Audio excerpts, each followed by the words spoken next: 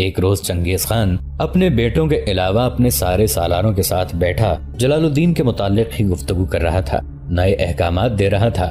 اس نے تاکید سے کہہ دیا تھا کہ جلال الدین کو کہیں آرام سے ٹکنے نہ دیا جائے تاکہ وہ کوئی بڑا لشکر جمع کرنے میں کامیاب نہ ہو جائے۔ ایسے میں اس کے کچھ مخبر اس کی خدمت میں حاضر ہوئے۔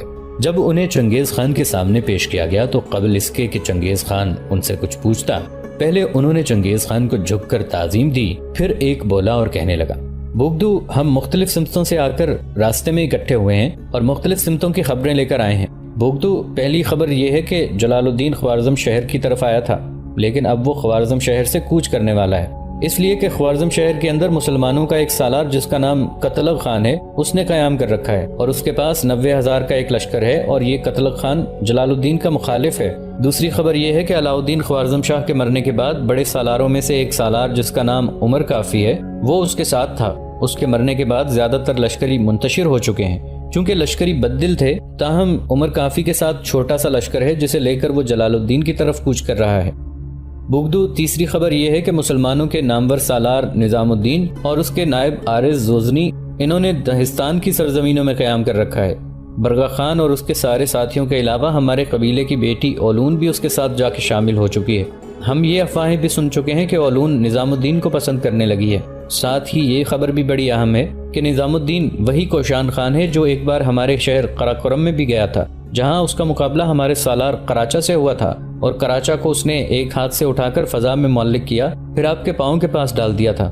اس انکشاف پر چنگیز خان چونک اٹھا تھا، کچھ دیر تک خاموش رہ کر گہری سوچوں میں ڈوبا رہا، پھر کہنے لگا، یہ خبر واقعی اہم اور نئی ہے۔ میرا دل پہلے ہی کہتا تھا کہ نظام الدین کوئی عام سا نوجوان نہیں ہے، یقیناً کوشان خان ہی یہ کام کر سکتا تھا کہ اس نے ہمارے سالار اربوش کے علاوہ میرے داماد قنجار پھر الق خان کو موت کے گھاٹ اتارا۔ ایسے تیز اور پرقوت جوان بہت کم ملتے ہیں۔ بہرحال اب ہم زیادہ دیر تک نہ نظام الدین کو ادھر ادھر بھاگ کر سرگرداں رہتے ہوئے اس بات کا موقع دیں گے کہ ہمیں نقصان پہنچا سکے، اور نہ جلال الدین خوارزم شاہ کو موقع دیں گے کہ وہ کہیں ٹک کر قیام کر کے ہمارے خلاف ایک بڑا لشکر تیار کرنے میں کامیاب ہو۔ یاد رکھنا، یہ جلال الدین اپنے باپ علاؤ الدین خوارزم شاہ کا الٹ ہے۔ اگر اس شخص کے پاس کوئی بڑا لشکر جمع ہو گیا تو میں تمہیں ابھی سے کہہ دیتا ہوں کہ وہ ایک طرح سے کایا پلٹ کر رکھ دے گا۔ جس قدر اب تک ہم نے فتوحات حاصل کی ہیں ان سے دگنی شکستیں وہ داغ کی صورت میں ہمارے ماتھے پر چسپاں کر دے گا، لہٰذا اس سے چوکنا رہنے کی ضرورت ہے۔ دوسری قوت جس سے محتاط رہنا چاہیے وہ نظام الدین ہے، یہ بھی ہمارے لیے ایک چلتا پھرتا خطرہ ہے۔ وہ اب تک ہمارے 3 بڑے سالاروں کو کھا چکا ہے، آنے والے دور میں ہم اسے ایسا نہیں کرنے دیں گے، لہٰذا جو فیصلہ میں نے کیا ہے وہ یہ ہے کہ فی الحال قتلغ خان جس نے 90,000 کے ایک بڑے لشکر کے ساتھ خوارزم شہر میں قیام کیا ہوا ہے اسے بھول جاؤ، اسے فراموش کر دو۔ عمر کافی جس کا شمار سلطان علاؤ الدین خوارزم شاہ کے بڑے سالاروں میں ہوتا ہے اسے بھی فراموش دو، اس لیے کہ اس کے پاس زیادہ بڑا لشکر نہیں ہے، مٹھی بھر لشکری ہیں جن کے ساتھ وہ ہمارے لیے نقصان کا باعث نہیں بن سکتا۔ اب 2 قوتیں ہیں جن کے خلاف ہم نے حرکت میں آنا ہے، ایک جلال الدین جو اب سلطان بن چکا ہے، اور دوسرا نظام الدین۔ ہم نے کوشش یہ بھی کرنی ہے کہ جلال الدین اور نظام الدین کے درمیان اتحاد نہ ہونے پائے، اگر یہ دونوں متحد ہو گئے تب بھی ہمارے لیے خطرے کی گھنٹی بجا سکتے ہیں۔ اب ان سارے امور کی ادائیگی کے لیے میں اپنے کچھ سالاروں کے ذمہ کام لگا رہا ہوں۔ بڑے سالاروں میں سے ٹکائی اور برماس دونوں ایک خاصا بڑا لشکر لے کر خوارزم کی طرف جائیں گے، اور خوارزم سے نکل کر جلال الدین نے جس سمت جانا ہے وہاں یہ راستے میں گھات میں بیٹھ جائیں گے، اور جب ان کی گھات کے مقام میں جلال الدین پہنچے تو اچانک اس پر حملہ آور ہو کر اس کا کام تمام کر دیں۔ دوسرا لشکر ایک بار پھر جائسی کی کمانداری میں نظام الدین کا رخ کرے گا، اس بار جائسی کی کمانداری میں پہلے کی نسبت دوگنا لشکر ہوگا، لہٰذا میں امید رکھوں گا کہ جائسی ہر صورت میں نظام الدین پر غلبہ حاصل کرے گا۔ اگر برماس اور تکائی دونوں جلال الدین کو شکست دے کر اس کا خاتمہ کرنے میں کامیاب ہو گئے، اگر جائسی اس بار بڑے لشکر کے ساتھ نظام الدین پر غالب آ گیا تو یاد رکھنا ہمارے راستے کے سارے پتھر ہٹ جائیں گے۔ جائسی سے میں یہ بھی کہوں گا جب نظام الدین پر غالب آ جائے تو کوشش کرے کہ 3 افراد کو زندہ پکڑ کر میرے پاس لائے، ایک نظام الدین، دوسرا برگا خان اور تیسری اولون۔ اس کے بعد چنگیز خان اپنی جگہ پر اٹھ کھڑا ہوا اور کہنے لگا، اب میرے ساتھ آؤ تاکہ لشکر کی تقسیم کو آخری شکل دی جائے۔ اس کے بعد لشکر نظام الدین اور جلال الدین سے نمٹنے کے لیے یہاں سے کوچ کر جائے گا۔ چنانچہ چنگیز خان جب اٹھا تو اس کے بیٹے اور سارے سالار اٹھ کر اس کے ساتھ ہو لیے تھے۔ سلطان جلال الدین خوارزم شاہ نے خوارزم شہر سے نکل کر منکشلاق کا رخ کیا۔ نسا شہر کے قریب ایک مقام تھا جس کا رخ سلطان کرنا چاہتا تھا۔ حالات کی ستم ظریفی کے جس وقت سلطان خوارزم سے نکلا اس سے پہلے ہی چنگیز خان کے 2 بڑے سالار برماس اور تکائی ایک بہت بڑے لشکر کے ساتھ اس شاہراہ کے قریب گھات میں بیٹھ گئے تھے جو خوارزم شہر سے نکل کر نسا کی طرف جاتی تھی۔ ان کا ارادہ تھا کہ جب سلطان جلال الدین وہاں سے گزرے گا تو اچانک اپنی گھات سے نکلیں گے اور سلطان پر حملہ آور ہو کر اس کے 7,000 کے مختصر سے لشکر کے ساتھ ساتھ سلطان کا بھی خاتمہ کر دیں گے۔ لیکن سلطان کی حفاظت کرنے والے اس کے ہرکارے اور جاسوس بھی بڑے متحرک تھے۔ انہیں خبر ہو چکی تھی کہ راستے میں منگولوں نے گھات لگا لی ہے، چنانچہ اس کی خبر انہوں نے سلطان جلال الدین سے کہہ دی تھی۔ اس انکشاف پر سلطان جلال الدین نے حوصلہ نہیں ہارا، اس نے چھاتی تان کر خم ٹھونک کر منگولوں کا مقابلہ کرنے کا عزم کر لیا تھا۔ گو اس کے پاس چھوٹا سا لشکر تھا لیکن وہ ہمت ہارنے والا نہیں تھا۔ اپنے باپ کے ساتھ رہتے رہتے پہلے ہی اسے منگولوں کے خلاف بڑا غصہ اور غضب تھا، وہ ان سے انتقام لینے کے لیے آگ کی طرح بھڑک رہا تھا۔ چنانچہ نسا کی طرف جانے والی شاہراہ کے اوپر سلطان جب اس جگہ آیا جہاں چنگیز خان کے بڑے سالاروں برماس اور تکائی خان کے لشکر نے گھات لگا رکھی تھی، تب اپنے لشکر کے ساتھ برماس اور تکائی گھات نکلے۔ پھر وہ سلطان کے لشکر پر ارتقا کی قوتوں سے محروم کر کے ناروا کو روا کر دینے والی وقت کے کھولتے جبر اور صدیوں کی آہ و بقا کی طرح حملہ آور ہوئے۔ سلطان بھی منگولوں کے اس اچانک حملے کے لیے بالکل تیار اور مستعد تھا۔ اپنے لشکر کو وہ بھی آگ کے کھولتے سمندر سے اٹھتی ہوئی موجوں اور جلتی لہروں کی طرح حرکت میں لایا۔ اس کے بعد اپنے مختصر سے لشکر کے ساتھ وہ منگولوں کے بڑے لشکر پر خونی دستک دیتی ہوئی لہو میں سجی ساعتوں اور بدنوں کی دھجیاں اڑاتی خواہشوں کی بے روک آندھیوں کی طرح حملہ آور ہوا۔ نسا کی طرف جانے والی شاہراہ پر دونوں لشکریوں کے ٹکرانے سے بے کراں آسمان تلے زمین کے اس زندان میں زخم زخم کر دینے والے وقت کے بدترین خونی مناظر اٹھ کھڑے ہوئے تھے۔ جوانی اور شباب کے نکھار کو تلوار دیمک کی طرح چاٹنے لگی تھی اور دونوں لشکروں کے اندر مرگ کے سرمئی سائے رقص کر اٹھے تھے۔ جس وقت دونوں لشکر ایک دوسرے کو زیر کرنے کے لیے بری طرح مصروف کار تھے، منگول کچھ جھنجھٹ کا شکار ہو رہے تھے۔ انہوں نے دیکھا ان کے مقابلے میں سلطان جمال الدین کے لشکر کی تعداد نہ ہونے کے برابر تھی، اس کے باوجود سلطان ایسی ہمت اور ایسی جرت سے حملہ آور ہو رہا تھا کہ اس کے لشکری بھرپور انداز میں اس کا ساتھ دے رہے تھے۔ ایسے میں جب کہ منگول یہ ارادہ کر رہے تھے کہ سلطان کے لشکر کا گھیراؤ شروع کریں، اچانک ایک طرف سے ایک لشکر نمودار ہوا اور وہ منگولوں کے ایک پہلو پر ہر شے کو لہو لہو کرتے تند طوفانوں کی طرح لپک جھپک جستجو کو بےکل کر دینے والی آندھیوں کی برہم مزاجی کی طرح حملہ آور ہو گیا۔ اب میدان جنگ اور زیادہ بھڑک اٹھا تھا۔ بلکتی دھرتی پر صفاق عناصر کی یورش اور تشدد کی خونی لہریں اپنا رنگ جمانے لگی تھی۔ میدان جنگ میں مجبوریوں کا رقص پہم شروع ہو گیا تھا۔ اتنی دیر کے مزید ٹکراؤ کے بعد منگولوں کے سالار تکائی اور برماس نے اندازہ لگا لیا کہ ان کے لشکر کا بے حد نقصان ہوا ہے اور میدان جنگ میں منگولوں کی لاشیں دور دور تک بکھرتی جا رہی ہیں۔ یہ صورتحال دیکھتے ہوئے انہوں نے اندازہ لگا لیا کہ اگر انہوں نے شکست قبول کر کے پیچھے ہٹنے کا فیصلہ نہ کیا تو ان کے سارے لشکر کا خاتمہ ہو جائے گا۔ چنانچہ یہ سوچتے ہوئے برماس اور تکائی دونوں نے شکست قبول کی اور بھاگ کھڑے ہوئے۔ سلطان جلال الدین اور نئے آنے والے لشکر نے کچھ دور تک ان کا تعاقب کیا۔ اس کے بعد وہ واپس اس جگہ آئے جہاں منگول شکست اٹھانے کے بعد اپنی خوراک کے علاوہ ضرورت کا دیگر سامان چھوڑ بھاگے تھے۔ سلطان جب مڑا تو لشکر بعد میں آ کے حملہ آور ہوا تھا، وہ بھی مڑا تھا۔ سلطان ایک جگہ رک گیا اور اس لشکر کے قریب آنے کا انتظار کرنے لگا، یہاں تک کہ اس لشکر کا سالار سلطان کی طرف بڑھا۔ وہ سالار عمر کافی تھا جو چھوٹے سے ایک لشکر کے ساتھ سلطان جلال الدین سے جا ملنے کے لیے خوارزم کا رخ کیے ہوئے تھا۔ سلطان کے قریب آ کر عمر کافی جب اپنے گھوڑے سے اترا تو اس کی طرف دیکھتے ہوئے سلطان جلال الدین مسکرا دیا، خوشی کا اظہار کرنے لگا۔ اپنے گھوڑے سے کودا، آگے بڑھا اور دونوں بازو پھیلا کر عمر کافی کو اس نے گلے سے لگا لیا۔ پھر اس کی پیٹھ تھپتھپاتے ہوئے کہنے لگا، عمر کافی، تم بڑے وقت پر یہاں پہنچے۔ میں سمجھا تھا منگولوں کا کوئی اتنا بڑا لشکر گھات میں نہیں ہوگا، لیکن گھات میں منگولوں کا بہت بڑا لشکر تھا۔ بہرحال یہ خداوند قدوس کا ہم پر احسان اور اس کی نصرت ہے کہ ہم نے منگولوں کو بدترین شکست دے دی ہے۔ منگولوں کو شکست دینے کے بعد اب مجھے پچھتاوا یہ ہو رہا ہے کہ کاش میرا باپ بھی شروع میں ہی اسی طرح منگولوں کے خلاف حرکت میں آتا تو ہم منگولوں کو اپنا ایک شہر بھی فتح نہ کرنے دیتے، بلکہ انتقامی کارروائی کرتے ہوئے ان کے علاقے میں داخل ہوتے اور صحرائے گوبی سے لے کر ان کی جھیل بیکال اور ان کے مرکزی شہر قراقرم کے اندر ایک طوفان کھڑا کر کے رکھ دیتے۔ یہاں تک کہنے کے بعد سلطان جلال الدین رکا، پھر کہنے لگا، پھر بھی اس مالک دو جہاں کی مہربانی، اس کا کرم کہ اس نے یہاں ہمیں منگولوں کے مقابلے میں فوزمند اور کامیاب کیا۔ اگر ہم اسی طرح حرکت میں آتے رہتے تو اب تک جس طرح منگولوں کی فتوحات کا سلسلہ چلتا رہا ہے، اسی طرح اب ہماری فتوحات اور منگولوں کی شکستوں کا ایک سلسلہ شروع ہو جائے گا۔ یہاں تک کہنے کے بعد سلطان جلال الدین جب خاموش ہوا تب عمر کافی غور سے سلطان کی طرف دیکھتے ہوئے کہنے لگا، سلطان محترم، کیا نظام الدین اور عارض غزنی کے ساتھ آپ کا کوئی رابطہ ہوا ہے؟ اس موقع پر سلطان سنجیدہ ہو گیا تھا، کہنے لگا، نظام الدین کے ساتھ میرا ابھی تک رابطہ نہیں ہوا۔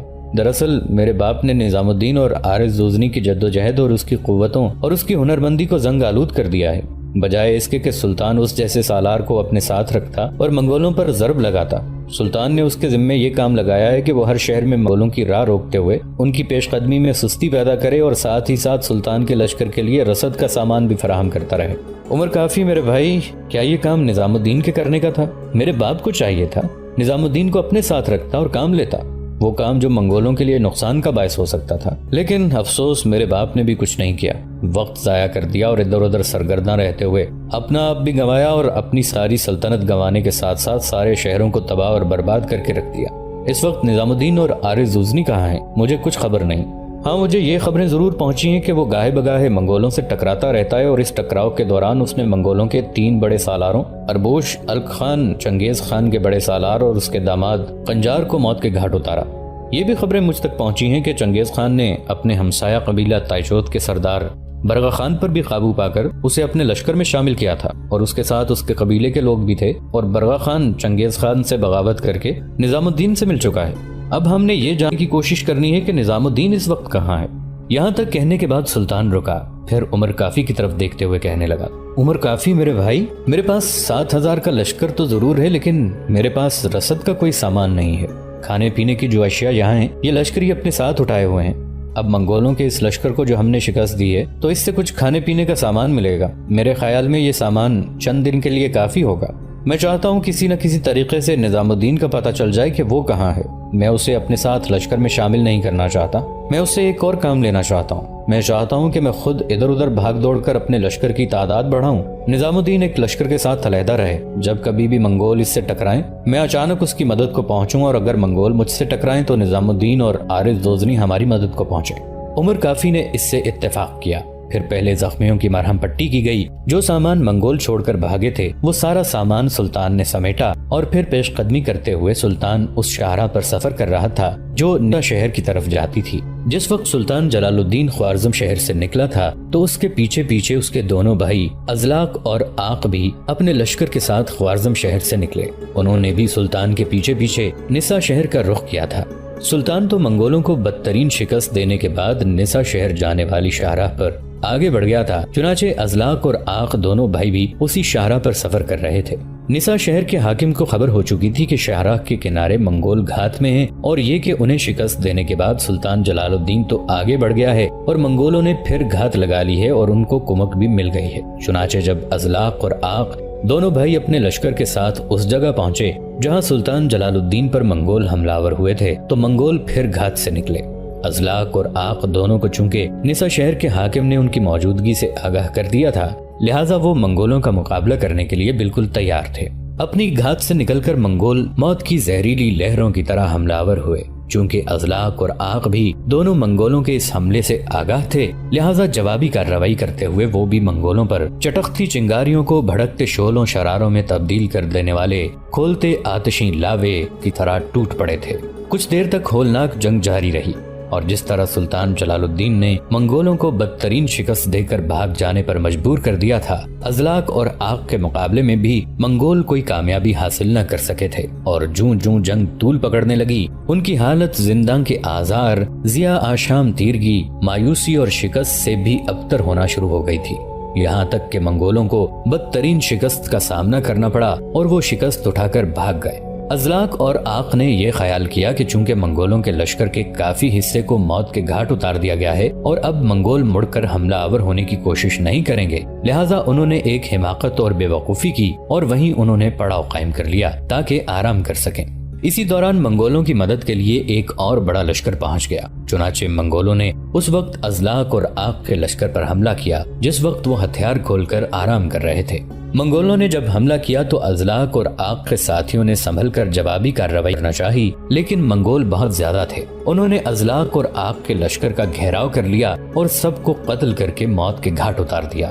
اس خونی حادثے کو مورخین اپنے الفاظ میں کچھ اس طرح بیان کرتے ہیں: چنگیز خان کو سلطان علاء الدین خوارزم شاہ کی موت کی خبر مل چکی تھی۔ اس بات کا بھی علم ہو چکا تھا کہ باپ کی وفات کے بعد جلال الدین ازلاق اور آق خوارزم شہر میں ٹھہرے ہوئے ہیں۔ چنانچہ چنگیز خان کو سلطان جلال الدین سے خطرہ تھا، اس لیے اس کی خواہش تھی کہ سلطان کو جم کر بیٹھنے کا موقع نہ دے۔ چنانچہ فوراً اس نے ایک لشکر کو خوارزم پر چڑھائی کرنے کا حکم دیا۔ سلطان جلال الدین پہلے ہی وہاں سے جا چکا تھا۔ جب منگولوں کی لشکر کشی کی خبر خوارزم میں پہنچی تو ازلاق اور آق وہاں سے نکل کر سلطان کے پیچھے نسا شہر کو چل دیے۔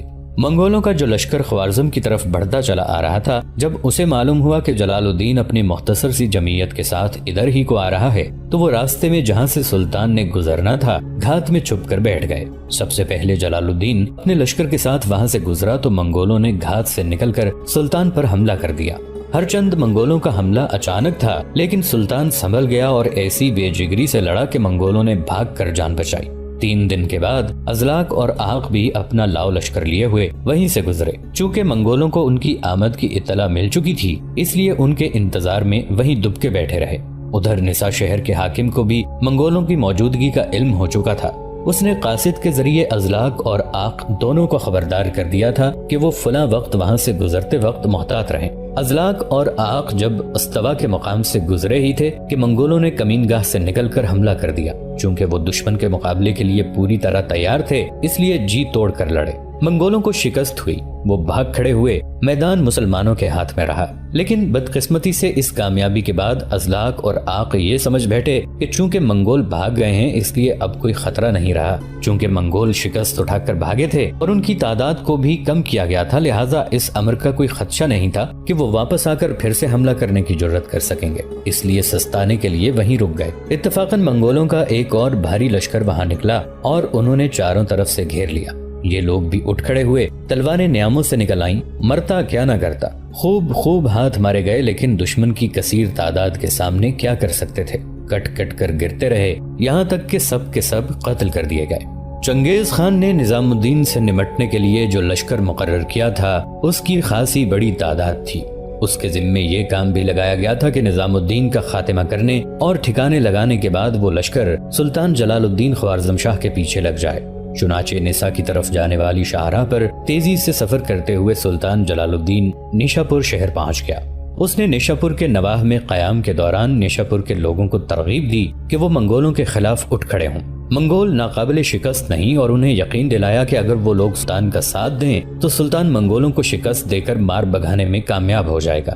لیکن 2 وجوہات کی بنا پر لوگوں نے سلطان کا ساتھ دینے سے انکار کر دیا۔ پہلی وجہ یہ تھی کہ نیشاپور کے لوگوں کو خبر پہنچ گئی تھی کہ چنگیز خان نے ایک بہت بڑا لشکر سلطان کے تعاقب میں لگا دیا ہے اور وہ سلطان پر حملہ آور ہوگا، اور اگر سلطان نیشاپور میں ہی قیام کیا رہا تو نیشاپور کی ایک بار پھر سے اینٹ بجا کے رکھ دی جائے گی۔ دوسری وجہ یہ تھی کہ اس سے پہلے منگول نیشاپور پر جب حملہ آور ہوئے تھے تو انہوں نے شہر کی بری حالت کی تھی۔ جو لوگ شہر سے بھاگ گئے تھے وہ بچ گئے، باقی سب کو قتل کر دیا گیا۔ بھاگنے والے اب لوٹ آئے تھے، لہٰذا وہ پھر شہر کی پہلے والی حالت نہیں دیکھنا چاہتے تھے۔ اس بنا پر انہوں نے سلطان کا ساتھ دینے سے انکار کر دیا۔ یہ صورتحال سلطان جلال الدین کے لیے بڑی مایوس کن تھی، لہٰذا اپنے لشکر کے ساتھ وہ ایسا غائب ہوا کہ چند ماہ کے لیے کسی کو کچھ خبر نہ ہوئی کہ سلطان کدھر گیا ہے۔ اس وقفے کے دوران چنگیز خان کے ذمے 2 اور کام آن پڑے۔ پہلا یہ کہ اس نے اپنے سالار صوبدائی کو پہلے ہی ایک لشکر دے کر سلطان علاء الدین خوارزم شاہ کے تعاقب میں روانہ کیا تھا۔ چنانچہ جب سلطان علاء الدین خوارزم شاہ مر گیا تو چنگیز خان نے ایک اور لشکر اپنے بڑے بیٹے جوچی کی کمانداری میں تیار کیا اور اسے صوبدائی کی طرف روانہ کیا اور اسے حکم دیا کہ وہ جوچی کے ساتھ مل کر مغرب کی طرف یلغار کرتا جائے اور دریائے دولگا کی سرزمینوں پر حملہ آور ہو کر انہیں بھی زیر اور مغلوب کرے۔ دوسرا کام اسی دوران چنگیز خان کے لیے جو اٹھا وہ ہرات میں بغاوت تھی۔ ہرات میں بہت بری طرح بغاوت ہوئی تھی اور ہرات کی بغاوت کو ختم کرنے کے لیے چنگیز خان نے اپنے بیٹے تولی خان کو مقرر کیا۔ اس نے اپنا سپہ سالار بھی مقرر کر دیا تھا اور اس سے پہلے بھی ہرات کو تولی خان نے ہی فتح کیا تھا۔ دوستو